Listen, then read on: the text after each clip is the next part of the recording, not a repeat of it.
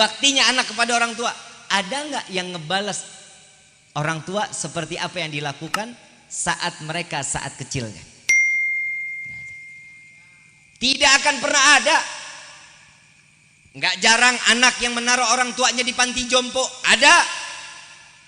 Ada orang tua yang dalam keadaan sakit dia panggil baby sister untuk ngurusin orang tuanya.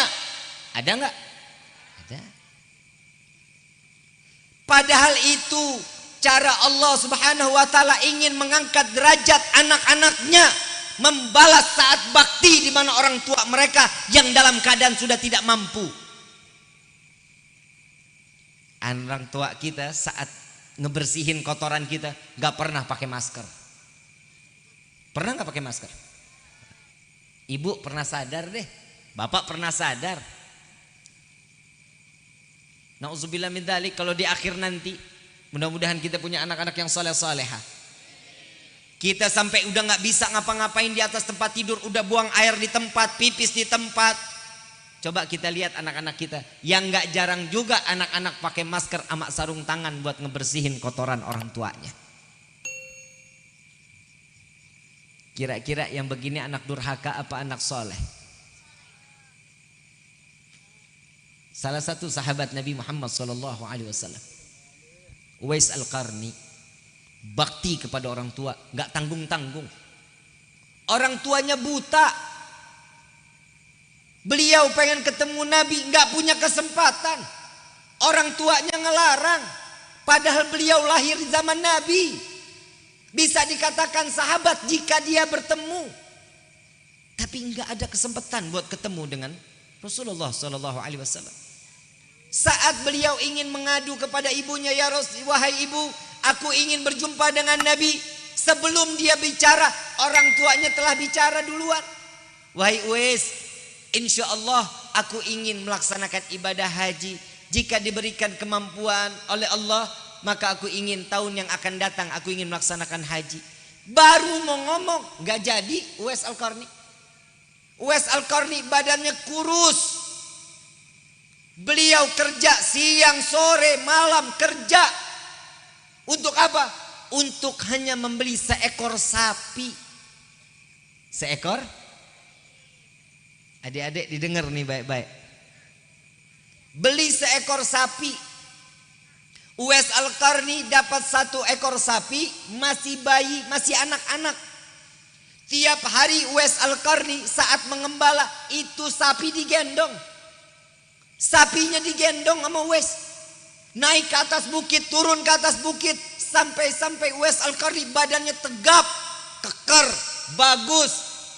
Ternyata dia beli sapi ngegendong naik ke atas turun bukit bukan untuk apa-apa, melainkan dia belajar untuk menggendong orang tuanya dari negerinya sampai ke Mekah, sampai kembali lagi ke negerinya. Sallu ala Nabi Muhammad.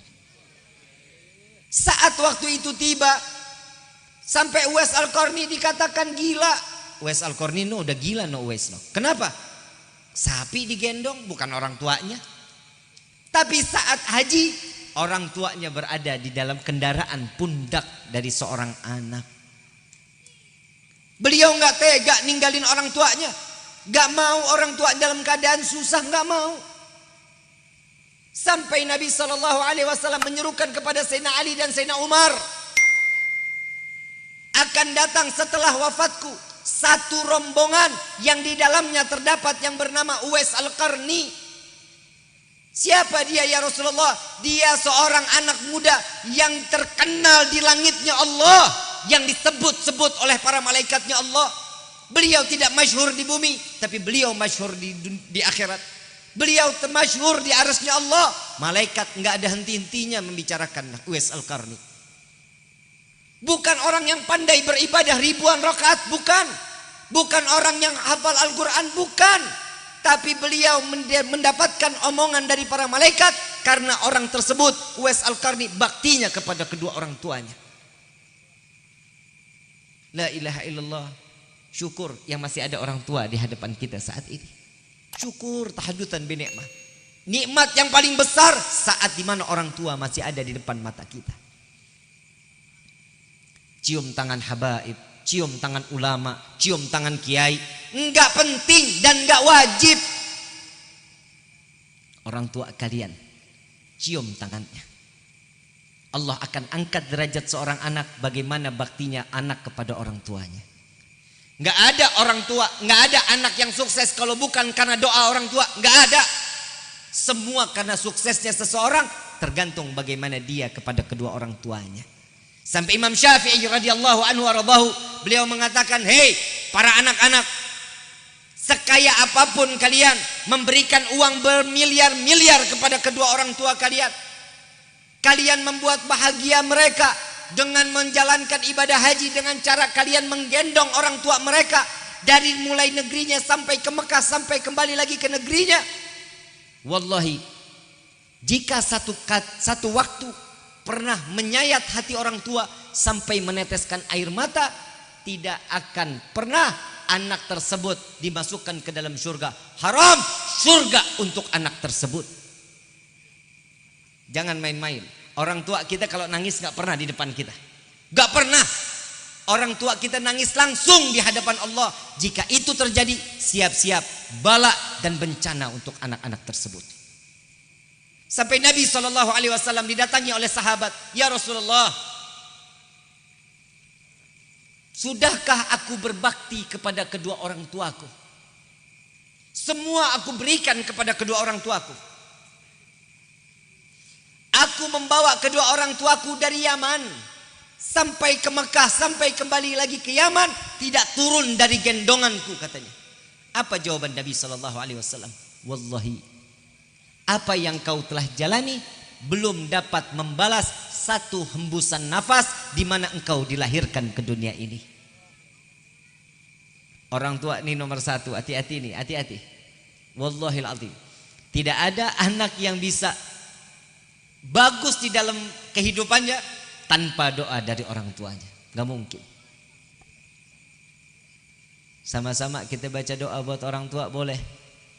Bismillahirrahmanirrahim. Rabbighfirli wa liwalidayya, Rabbighfirli wa liwalidayya, Rabbighfirli wa liwalidayya, Rabbighfirli wa liwalidayya, Rabbighfirli wa liwalidayya, warhamhuma kama rabbayani shaghira. Ringan doanya, ringan. Tapi di situ Allah Subhanahu wa taala akan memberikan keberkahan kepada anak tersebut.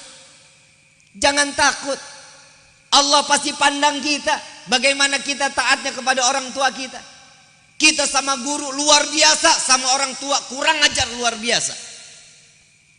Sekarang udah mulai banyak anak yang durhaka sama orang tuanya tuh, aduh bukan main lagi. Di Facebook banyaknya luar biasa yang caci maki orang tuanya sampai mengatakan, "Nyesel saya dilahirkan oleh seorang ibu dan bapak yang miskin." Banyak ada. Itu aib. Nggak kebayang laknatnya Allah akan diberikan kepada dirinya. Hati-hati, jangan main-main dengan orang tua, jangan main-main. Ada saat ini cintai, sayangi, junjung tinggi, naik di atas kepalanya.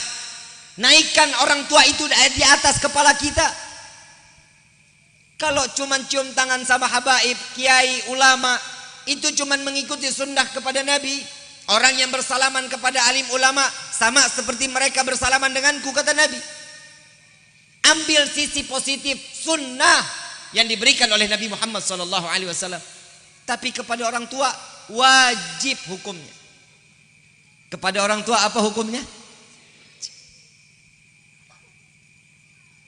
Nangis di hadapan Allah untuk orang tua. Selalu berdoa, "Ya Allah, bahagiakan kedua orang tua kami dunia wal akhirah." Minta kepada Allah, "Ya Allah, jadikan tangan kami yang selalu berbuat dosa ini untuk menggenggam tangan kedua orang tua kami sampai kami masuknya ke dalam surga."